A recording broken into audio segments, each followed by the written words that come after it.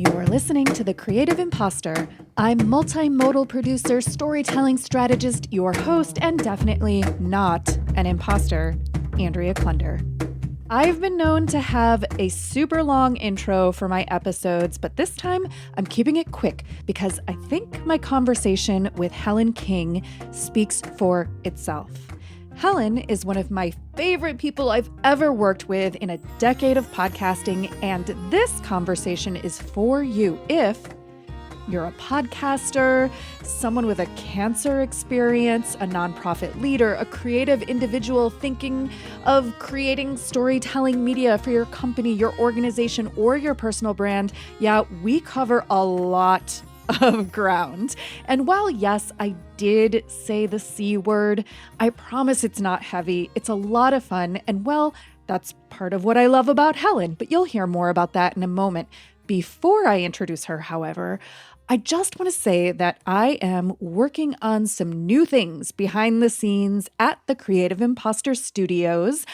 The first of which is some live stream episodes, officially beginning June 19th, 2025 at 3 p.m. Central Time with Chicago-based musicians Wendy Parman and Sue Fink. Wendy and Sue are helping me kick off a series of conversations about creativity and media as resistance.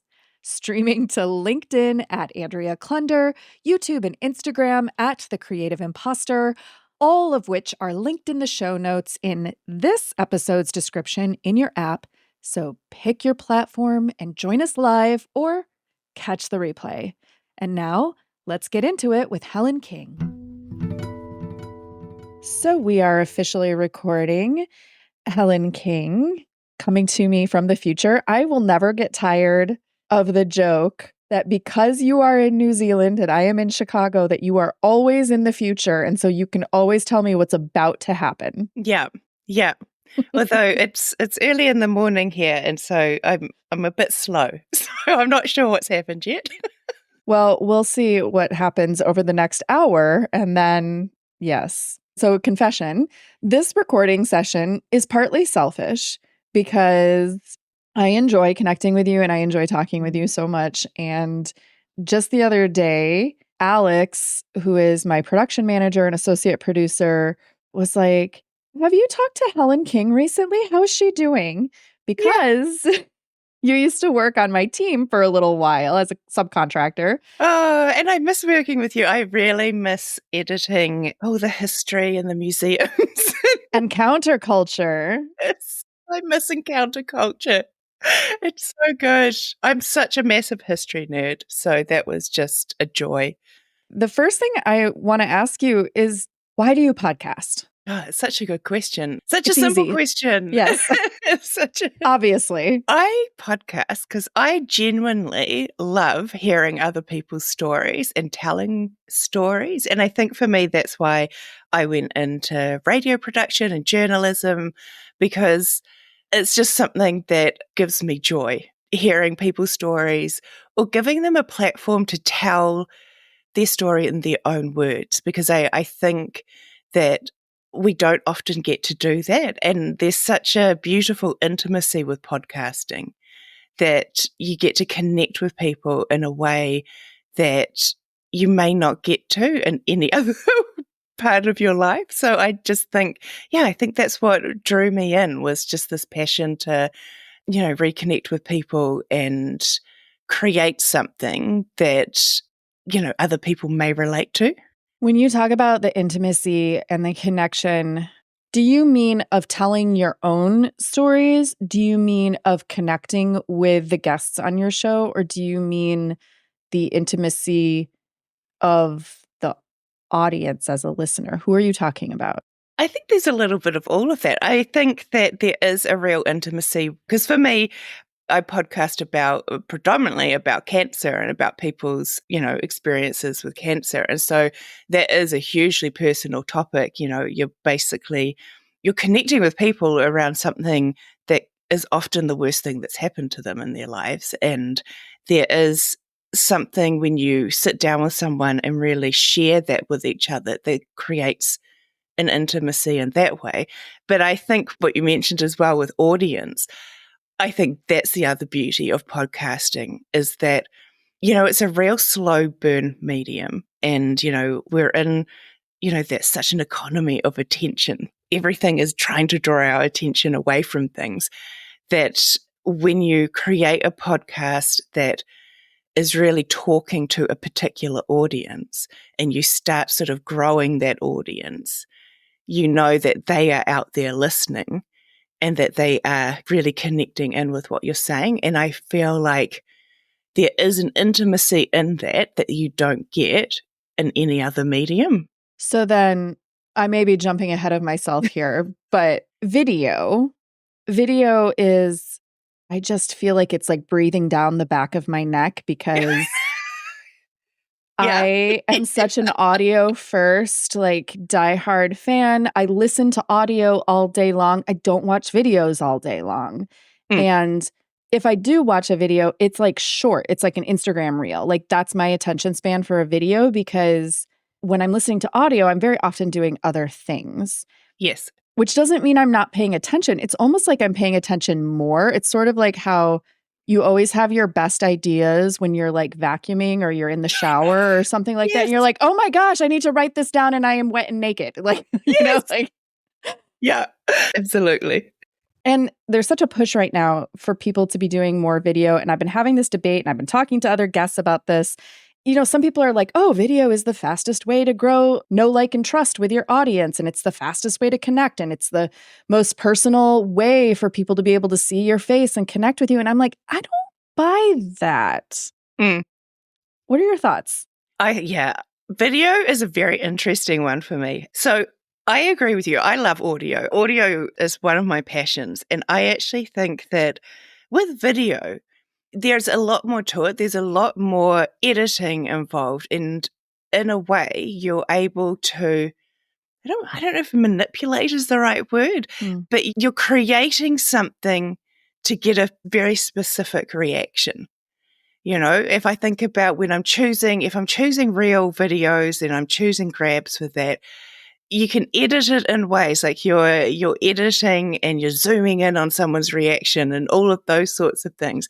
And in a way, I think there's a lot more manipulation in that in terms of this is how I want you to react to this. This is what I want you to do. With audio, you are there with the person's voice in your ears, whether you're wearing headphones or, you've got it on the speaker and you're doing your housework or you're on a walk. It's very much one-on-one. And I don't think yes, you can edit, but there is a purity to, I think, just audio, just you and the person's voice. And it's far more, I think, going back to that intimacy of when we are talking with another person, there's just that almost like, I guess, an exchange of ideas or an exchange of a piece of yourself. But I think video has its place, and there's been a push for video for years. Like I think even in media, like working in news media, it was always about, I guess in the past few years, can we get video? Where's the video? Because that brings people in and that becomes more about, getting people onto pages and clicks and likes and all of this sort of thing. So I think it has its place, but I don't think you can fully replace what audio can do by itself. Yeah. So for Cancer Conversations, your show, I listened to it in audio, but I didn't even check this. Do you record the video? Do you use the video, or are you recording audio only? So for this last season, we did video and audio, and we did it as a bit of a, I guess, from what I had learned, because I spent a year working, for a bigger media company here in New Zealand as an executive producer with podcasts, and video was very, because there was the money and there was the budget and all of those sorts of things. Yeah. So because of the work that I'd done, I sort of had insight into some of the things that had been working for growing audiences or podcasts and things. And so we did do a video element of it. But I think most people listen to it on the audio. And I think to me, the video component was creating content, and it was creating content that could be used to reach an audience, but it wasn't necessarily the main focus, I guess. Yeah.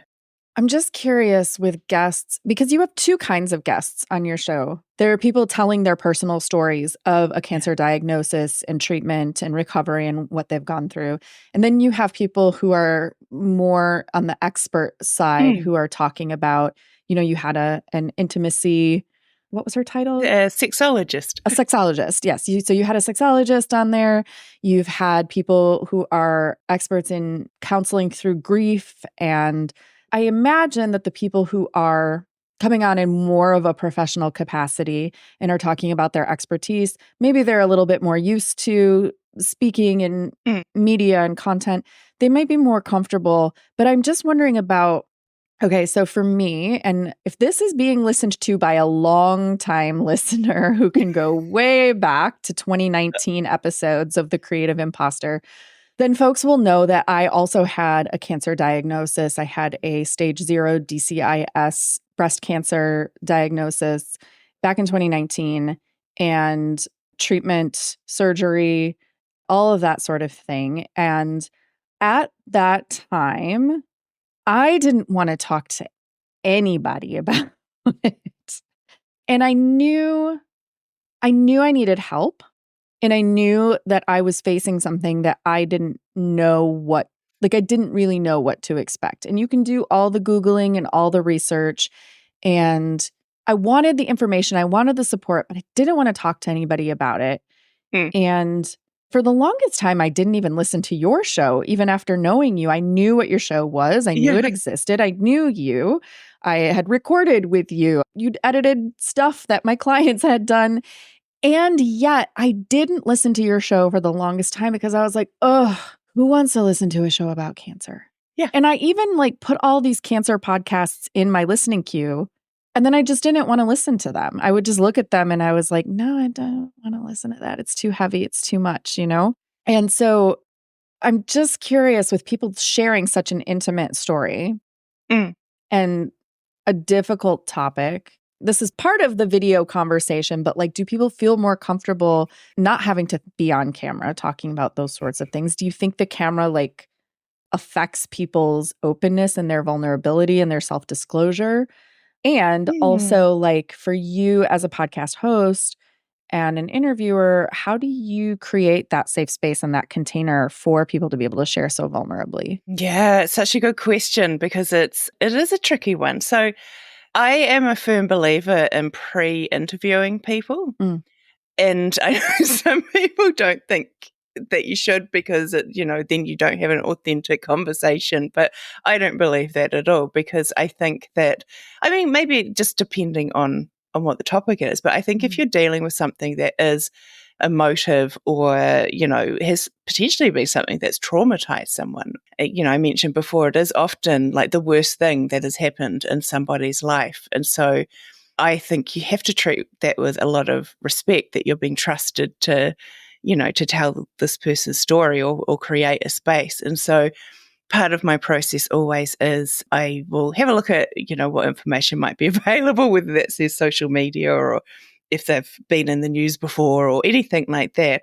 And then I will always make a time to talk to that person, and whether it's just on the phone or via Zoom, and just get them to tell me their story in their own words, or I'll ask them questions about what they want to talk about or, anything like that. Because I think it helps you gauge what do they freely talk about and what is probably going to be something that will trip them up or they may not want to talk about.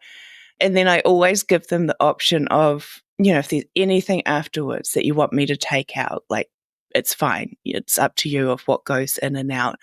I haven't needed to let people listen to it beforehand many times because, most people sort of get to the end and go, oh, no, that was fine. I trust you to do things. But I think that trust part is built by building a connection first. And I do it, I guess, because I can share my story with them as well. And I think humans often do this where we go, oh, you've experienced something I've experienced. You understand this.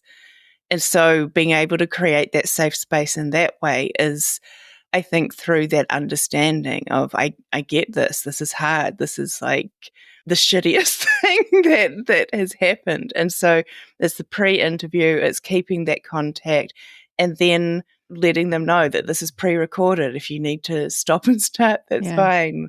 We can edit anything out. And I think what I've found most of the time is once we get talking, they kind of forget that there's either a camera there if we're in person or we're on Zoom or, that sort of thing. Yeah. Yeah, it's interesting, the editing piece, because, as a podcast editor, the worst thing I can hear somebody say is, oh, I just want it to sound authentic and I don't need to edit my podcasts. Yeah. And also as a podcast listener, I don't enjoy listening to unedited. Sometimes there will be a case where there's a show and they release like the edited version, and then they release like, oh, as like a bonus, you can listen to the full recording unedited. And I'm like, oh, no, it's not as. No, thank you. But even one thing that I do in my work is working with high school students and in a podcasting program, after school program. And it's so interesting to me how we have a season that we're doing right now. We're in our 21st season somehow. Yeah. We have 3 seasons per year. So 7 years, 21 seasons. And we just had 2 students record an episode about how to take care of yourself when you're applying for college and going through the college application process and all of that sort of thing. And one student is a veteran podcaster. She's been in the program for a couple of years. She's done a ton of episodes. And then this was her first episode in our program that she did. And then after they recorded, there's, other students who are new, who haven't recorded yet, and this is their first time. And I said, can you all, now that you've been through the process together, can you give some tips for the students who haven't recorded yet about the process? And the first thing they said was, when you go to record, just tell your story, be yourself, and don't worry, because it's going to get edited. And so there's literally no way for you to mess up. Like, there's nothing that, can go terribly wrong, because it's going to get edited and everything can get smoothed out. So you don't have to worry. And I'm like, it's so interesting how that is like the thing that gives them confidence, is knowing that it's not like a live, live broadcast somewhere, or they're not on a stage and all the mistakes can be fixed. Yeah. Yeah, absolutely. And I also think, and this is why I think editing is important, because I like to spend a bit of time talking with people at the beginning, because people loosen up over time. Yeah. And so if you get people talking and you're chatting, and then, you can kind of dive in a little bit down the line, because they've started to relax. They're starting to ignore the microphone in front of them, unless they've been media trained or they're an expert and they can just sit down and start talking. I think there are things that you need to do to make sure that your guest feels comfortable and that you're getting the best out of them. There's a podcast in New Zealand by a well-known journalist, and I guess because, there's been so much stuff around media and they can't be trusted in the past few years. Their whole thing is it's unedited, so that we're not manipulating it. And that just makes me twitch. And I'm like, yeah.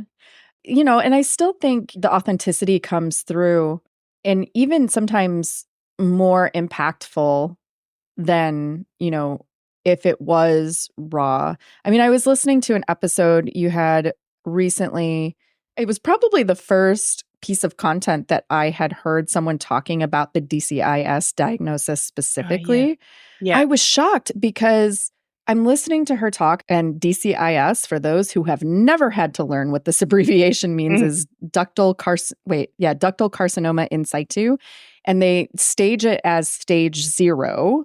And the way it was sort of explained to me at the time was, it's not technically, this is how it was explained by the medical staff, it's not technically cancer yet, but it's a cluster of cells that are not behaving the way they should. Yeah. And they're just sitting there.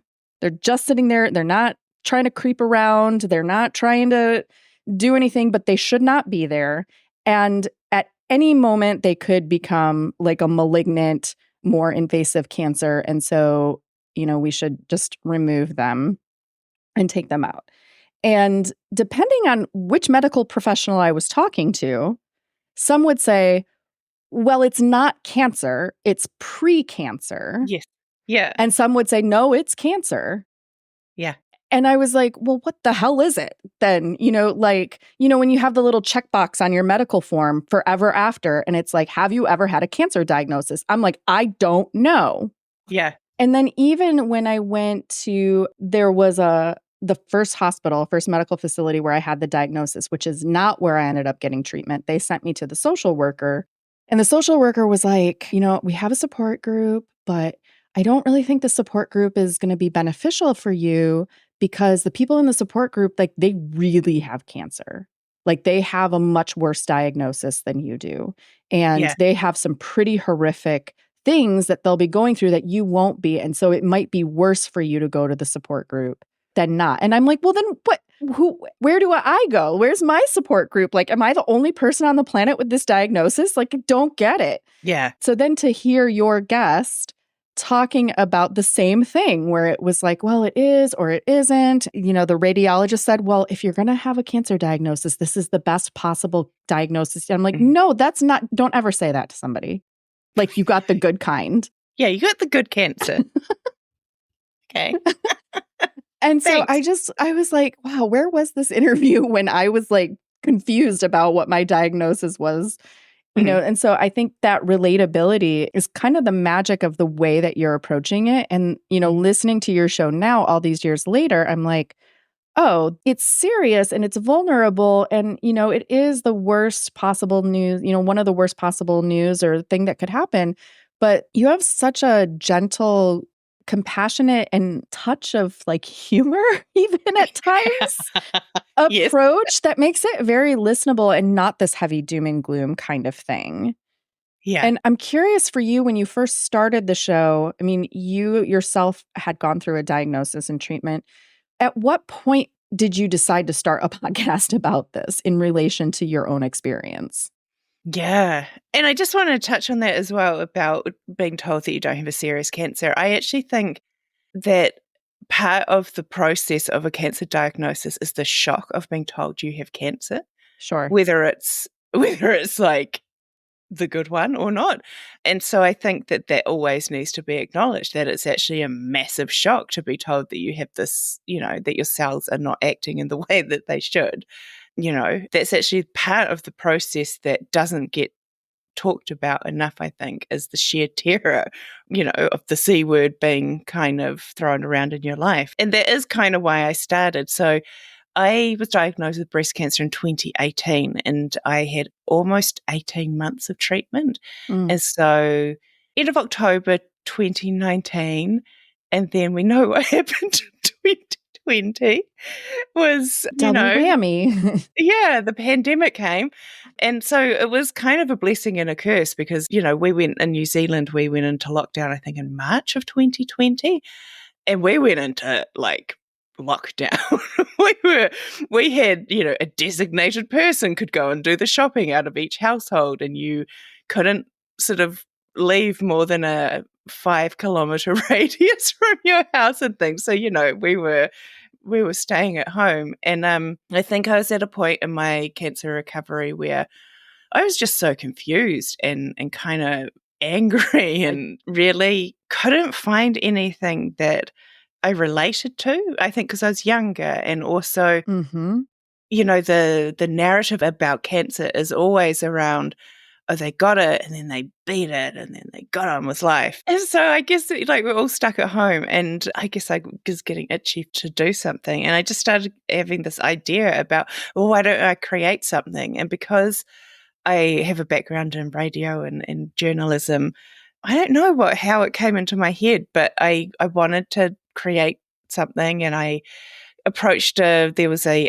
community radio station here in Auckland, and that's kind of how I got started, because I could record the program and then it would go out as a podcast across the podcast catches. And I think it was really a way for me to talk to people about what had been going on and find that community and find that connection that I I didn't really have, and to make sense of something that had just impacted my life in a way that I didn't really have the words for, and I needed other people to sort of talk about it as well, because we don't talk about the ongoing impact of cancer. And I think when we make room for people to share their stories authentically, other people can relate. And that's what I wanted. I wanted people to find it and go, oh, thank God.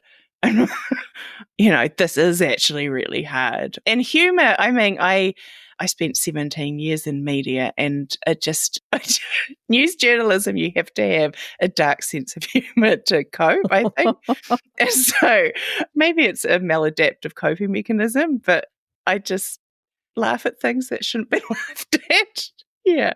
And you had posted something recently, we have these months and ribbons, like Pink Ribbon or Breast Cancer Awareness Month and other cancer awareness months. And you have these like campaigns. Mhm. And you had posted something recently on social media that was like, let's think about these kinds of campaigns and awarenesses a little more critically.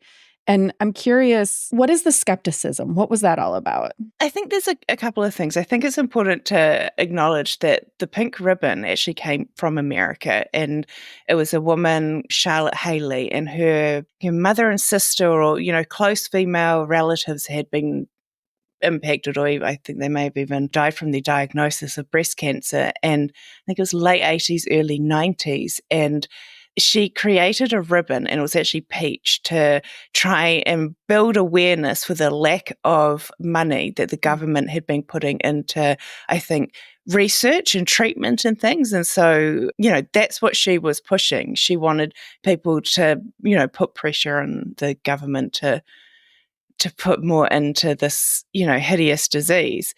And then I think Estee Lauder, or a large cosmetic company, wanted to use the ribbon, essentially. And she said, no, I don't want it to be commercialized. And they went, okay, we'll just change the color.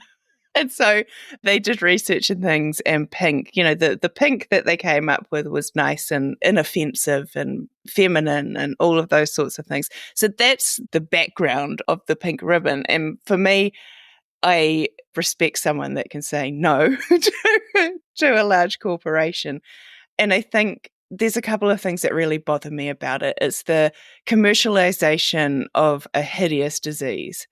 And I think it's very easy to market breasts, that they're fun and light and sexual and all of those sorts of things. And I think because, you go to the supermarket during October and there's these pink products and stuff, and it says 20 cents out of every purchase goes to breast cancer research and all of those sorts of things. And it's like, well, who usually does the shopping? It's women. So this is targeted at women.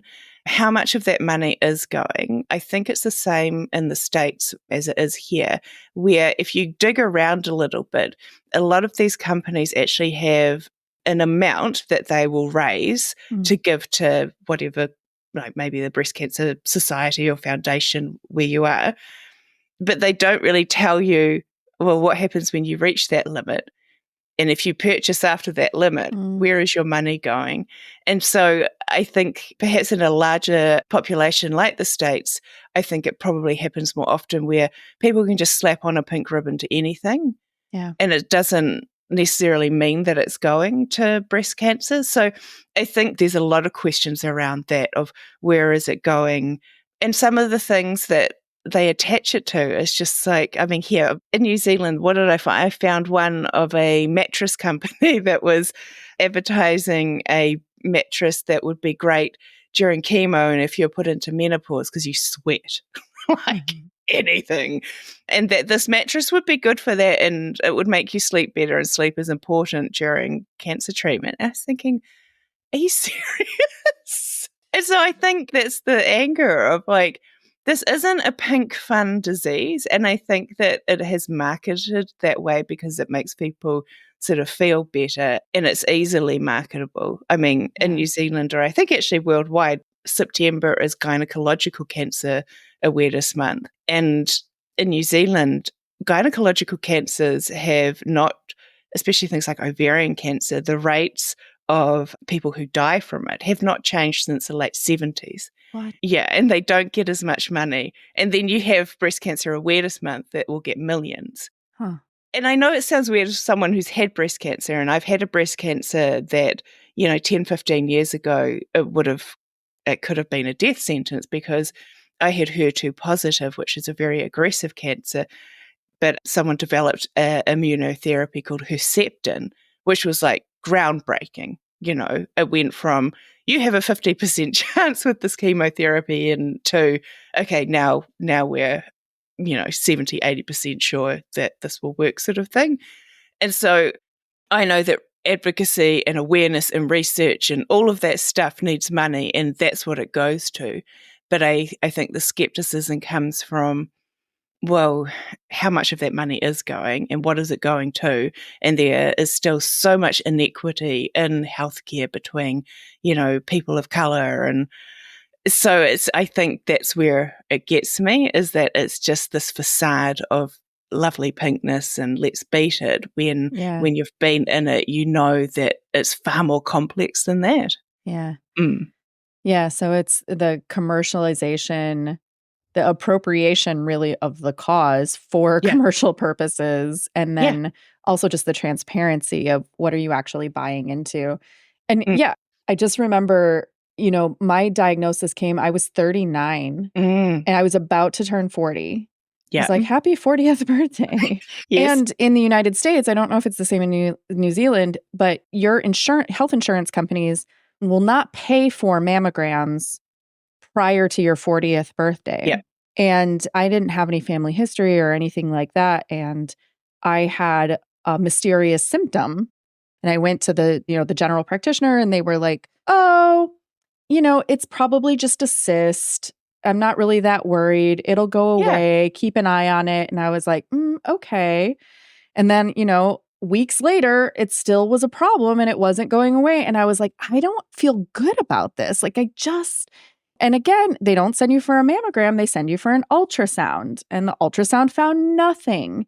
And I was like, I just don't feel right about this. Like, I just have a gut feeling that something is actually wrong. But because it's not standard protocol to send a 39-year-old for a mammogram, I had to really be diligent and really push. And then, I sent them and they were like, oh, yeah, yep, that's bad. And it's like, well, why are we still using this like outdated information when you know that like early detection is such a huge, you can do so much more if you know ahead of time.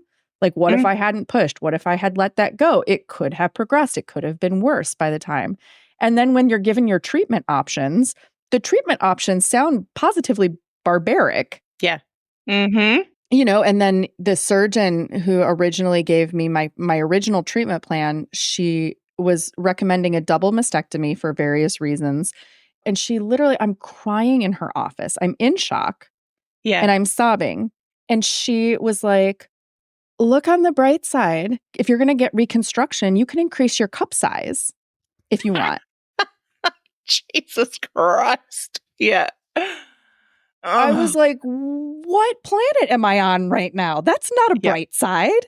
I'm not trying to get breast augmentation all of a sudden out of this diagnosis.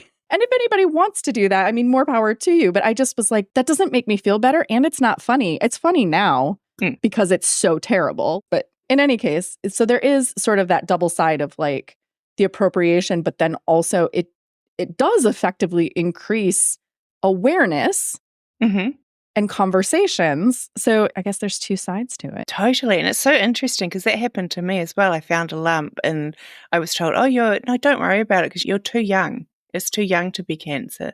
And it was the same here. Like, we have a slightly different health system where we have a public system, but there is the option of private if you pay for insurance. And you have to be 45 or over to be in the mammogram program. So at 37, why would I be thinking about that? That point about the doctor saying that you'd get new breasts is just like, because people get told that. I've heard a lot of women talk about friends and family or just, strangers saying, oh, you get a new boob job. And it's like, but at what price? Yeah, correct. I never was trying to sign up for that. Yeah. like great, but it's still a huge trauma to your body. So you've been working with a nonprofit organization called Look Good, Feel Better for Cancer Conversations for the last 3 seasons. How did that partnership come to be? It was actually a long time in the making. So the chief executive approached me actually not long after I'd started the C Word Radio. I think she saw the benefit of a podcast in terms of it being a resource for the charity. And they are one of the only Look Good, Feel Betters in the world, because it is a worldwide organization that have a podcast, which is amazing. Like now there is this podcast out there for people to find, and people do find it and they'll email me or message me and say, I'd never heard anyone talking about this stuff and I relate to it so much. Okay, actually one of my guests in this last season, Hannah from Australia, she found me through another post completely not related. And she said, I gave this to my family and to the cancer center and stuff to say, this is what it's like to have cancer. And I think, how amazing is it to have been able to even just impact that one person? And so Look Good, Feel Better support, anyone with any cancer at any time. And it has been great creating something for that. I think where I feel the most comfortable and where my experience is like with younger people and predominantly women impacted by cancer. And there are, topics that I really want to delve into that I think are going to be more suited to go back to being the C Word Radio. And so it's kind of weird. Like it's probably a strange idea to walk away from a collaboration. But I think 3 seasons felt like a good number. And I just feel this pull to probably get more into being that advocate and being a little bit more outspoken, because that's where I think I naturally fall. And I think it is harder to do that when you're needing to be a bit more neutral within, the setting of being within a charity. Yeah. What have the benefits been for the organization to partner with you on this podcast? I think there have been a couple of things. The first is around content, being able to bring in that knowledge, especially after working within like a big media setting, and being able to say, hey, if we video this, then we can chuck it up on YouTube. And it's up there, and YouTube, as we know, is the biggest search engine. So, you can take this bit of content and it can be reused over and over again. You now have evergreen content. And also, just they were able to see how having that content grows the audience. So this past season, we really focused on video, which I know is that terrible boogeyman. But where I think it fits in terms of, say, an organization is with this reach. And so for them, what they started to notice was, hey, with that video, we had this many people start to follow us. And then we noticed that there were more people on the website. So for Look Good, Feel Better, that means there might be more people signing up for their classes, and so what that brought for them was another string in their bow, of being able to say, we've got these different ways that people can connect with us. And that might be that they've been, like I did when I was in chemo, I would be on YouTube trying to look for people that were going through what I did. And if they come across the videos of Cancer Conversations, then they might go, oh, okay, well, what else do they have? And so that, to me, was really one of the benefits of being able to create this thing and go, for instance, I know when you're going through chemo that you might not want to watch a video, but you can listen, because I couldn't look at a screen, but I could listen to podcasts. So shifting the conversation a little bit and looking at the ecosystems that you've worked in. So you mentioned you had a radio background. I know that you've worked in various organizations for like organizational comms, and you've worked as a subcontractor for me, possibly others, as a podcast editor. You've been an executive producer. You've worked for about a year with iHeart New Zealand, which is like a huge network. I have no idea what it's like to work for a media network like that. And now you're back to working with your own show. Tell me a little bit about, like, as you've worked in these different ecosystems of media in different capacities, different size organizations, what has that been like? Yeah. Tell me you have ADHD without telling me you have ADHD. Yes, yes. Yeah, so I think it's really interesting going in and out. iHeartRadio New Zealand is part of another media company here, and I think they pay to use the iHeart Interesting. brand sort of thing. Yeah, yeah. I didn't know that. Yeah, and so it was a pretty cool opportunity to, I guess, get that experience and work on bigger productions and things. And what I thought was really interesting in that way, because I've been in that environment for most of my career, and I have a love-hate relationship with it because it's so it can be very full on, and it is very driven by how successful is this. And I think the thing that people struggle with podcasting is that the measures of success Mm. are quite hard to measure. Well, they're quite hard to measure, really. That was not a great statement, but because I think about, like when you produce a video, like whether it's on YouTube or you've put content out on social media, we've got very used to looking at, what is the reach? How many people liked it? How many plays does it got? But there really isn't that standardization within podcasting of this is what the success looks like. And I think in a commercial world, it's, well, can we sell this to an advertiser?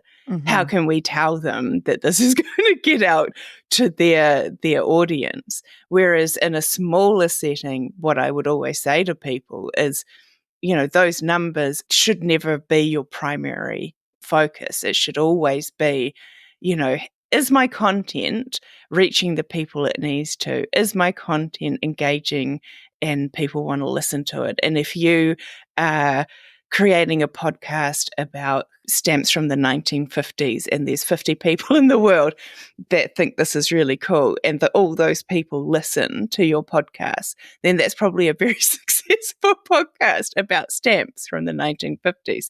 You know what I mean? So I think that's quite hard to translate in the commercial world. And so it becomes about what big names can we get and will that draw the audience in? And that can be kind of challenging in a way, like for someone like myself, where I think that's a neurodiversity thing, is that I'm very passionate about authenticity and impacting people and creating community and all of those things. And so it can sometimes start feeling like you're churning stuff out and it has to be a certain thing. And so it's almost like that Wizard of Oz thing of seeing behind the curtain and realizing that it's all the same. Like it's all what makes great content in a smaller sense. And so if you have the right hosts, if you have the right idea, then that's what's going to hit the mark with people. And I'll give you an example of that. Is one of the reasons that I got taken on was because the sexologist actually that was on Cancer Conversations, Morgan Penn, she had already done a season or two of a very successful podcast called The Trainee Sexologist, and that was with a different media network. And she had this idea for a new podcast, and I think she sort of tapped on the shoulder of where I was working and said, this is my idea. But her stipulation was, I want a female producer. And that's where I came in. And Mm.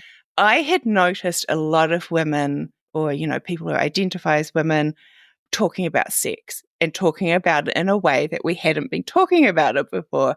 And when I met Morgan and heard what the idea was, I was like, this is going to do really well because people want to hear about this. We are desperate for this sort of real sort of intimacy. And so it was her and the co-host Hayley Sproul, who is a comedian and TV host and a co-host of a very successful breakfast radio here. And they just created this dynamic. And I just knew that would do well because it was great content. They are both very talented, but the topic matter, I had seen there was, I guess it's that pattern recognition. And so sort of learning that and then seeing other ideas perhaps not do as well and kind of looking at it and going, okay, well, you've got some of the ingredients there, what's not happening. And it can be down to even the host isn't engaged with what they're doing. So for whatever reason, they've decided that they'll do a podcast, but if they're not engaged with it, and they're just turning up and doing it because, their manager said that doing a podcast would be a good idea, I think people pick up on that. So I think in those different ecosystems, sure, there are differences, like you have a much bigger budget or you have access to different things. But I think in terms of the ingredients of what creates great content and what makes a good podcast are actually exactly the same for a smaller person as on a much larger scale. And the other thing I think that comes down to is the art of telling a story. And why, in terms of, how we tell our stories around cancer, it's like, if you think of the hero's journey, the start of the movie is, John Connor from the Terminator is just living his life. And then the Terminator turns up. And that's the big sort of thing. And then he goes on the hero's quest. And then at the end, it's sort of neatly tied up, but there's going to be a series.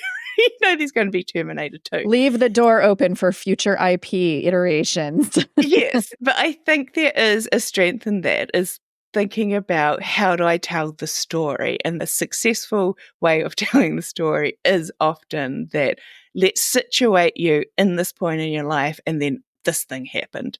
And let's take you through that. And there was a crisis moment, and then you got through. And I think that often works really well in an audio setting too, because people really recognize that format and it pulls you in and it kind of takes you on it. So yeah, I learned about that sort of thing as well within that context. I think sometimes with hosts, because I've been thinking about this in terms of like coaching, like let's say you have an organization and they're launching a podcast and they've tasked someone within the organization to be the host of that podcast, or it is the person within the organization who was like, we should have a podcast and I want to host, and they're the one like pushing for that, but maybe they've never hosted before. Yeah. And so they may inherently know, like, yes, we want stories, yes, we want storytelling from our guests, but they may not know how as a host to pull those stories out. Because there are some people who come on and they're a guest and they're a natural storyteller. They don't need any help whatsoever. They just come on, they do their thing, they tell their story. And there are some people who have a good story, but they just need a little guidance and some, coaxing to get the full richness of that storytelling out. And so the host in some cases needs the coaching of how to be the one to draw that story out of the guest.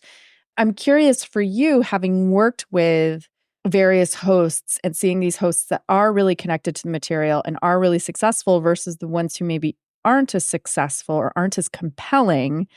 What do you think goes into being a really compelling and effective host, or as a producer, even taking it one step back and like supporting someone to become a better host? Yeah, it's so interesting, isn't it? Because I think that some people are just naturally really good at what they do. Like in some ways, I think with the podcast Sex Life, it was easy for me to produce in some senses because Haley and Morgan, they knew what they were doing, And I think part of that was, and this does answer the question, is that Morgan was very passionate about what she was doing. Like, she is a sexologist and she is very, very much about let's empower people to have better sex lives or to embrace themselves and that sort of thing. And that translates into the content. So I think the first thing is you have to be passionate about what you're talking about, because if you're not, your audience won't be, and they'll pick up on it. And so that has to be the starting block, is that you have to believe in what you're talking about and why you're doing it. Otherwise, who else will? So if it's your own business, I think part of it is that you are telling your story. You're inviting people into your world and letting them know who you are. And you don't have to, share everything, but you have to know, well, what is my story? I know it's so overused, but what is my why? Why am I Mm. doing this? Why should people sit down with me and have me yapping in their ear for 30 minutes to an hour? It goes back to what we were talking about before, is preparation. That's why, like I will look into people. I will look into, like, say it's a cancer story. I might look around, is there anything interesting around that cancer? Or have they told their story? Is there something on their Facebook or their Instagram that gives me insight to who they are or what's happened to them?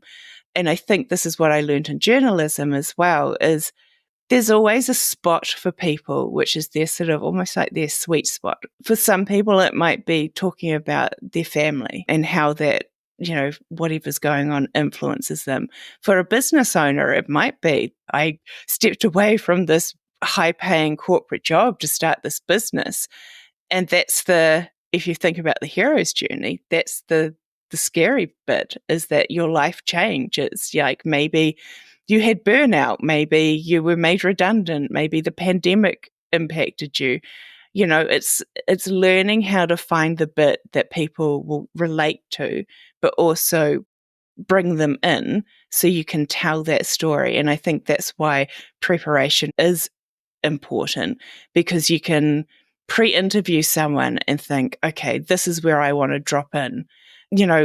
When I first started podcasting, it was the C word radio. And for a long time, I would ask, who were you before cancer happened? Or what was going on in your life when you received that diagnosis? Because it drops the audience into that person's life, because you have such a small window of pulling your audience in, because we're all so used to like a 30-second reel or roundup, that you kind of need to go, oh God, I just started a new job and it was like exciting, and then I found a lump. And you said, oh, okay. Tell me more. And I think that's how I get people to relax. And also how, if I was coaching someone, it would be in the preparation, but also how do you draw that story out of someone? You're bringing me all the way back to college writing courses. It's like, establish the status quo and then the inciting incident that disrupts the status quo. Yes. I'm like, oh my gosh. It totally is. And it's so funny you say that, because I have been living my best middle-aged lady life recently. And I treat myself every sort of term, I guess, that often these courses go in the school terms. So I've been doing writing and I've been doing art, and but I do have a point.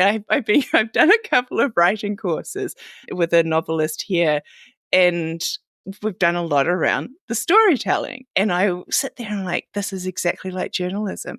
Like, the art of storytelling is so ancient, I think, for humans. It's one of those things that connects us to each other, is sitting around together and telling each other a story. And so I think, like, it does really go back to that simplicity of, yeah, the story has a start, and it doesn't necessarily mean I was born in 1980 in Auckland, New Zealand. Oh God. And, no one wants to know that. Unless you have a great story like me, where I was born at home on a picnic table. Wow. Which explains a lot.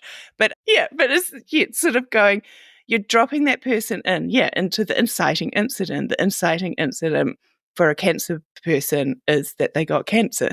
For a business person, it might be something completely different. But I think it can be a great way of thinking about, how am I going to do this podcast and how am I going to do this interview? In all of these different roles, with all of this experience, and even with your living your best, midlife, what did you call it? Your best middle-aged lady life. Middle-aged lady life. Yeah. Yeah, I'm still in denial about that one, to be honest. But what's your relationship to the word imposter, or the thoughts of identity in terms of being a creative? What does that bring up for you? It's so funny, because this is going to be a strange story, but I'm here for it. I think this is about getting older. So I will be 44 in 5 weeks or so, and I still feel 23 inside, except for the graying hairs.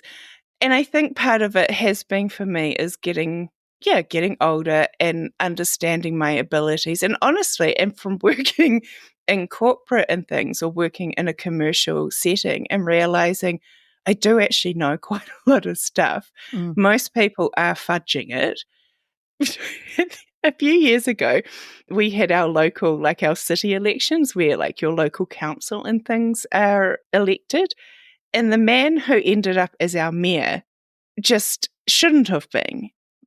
But he was an older white guy. And I honestly, from that point on, I went, if that man can see the job of mayor is available and think, I could do that, none of us should have imposter syndrome.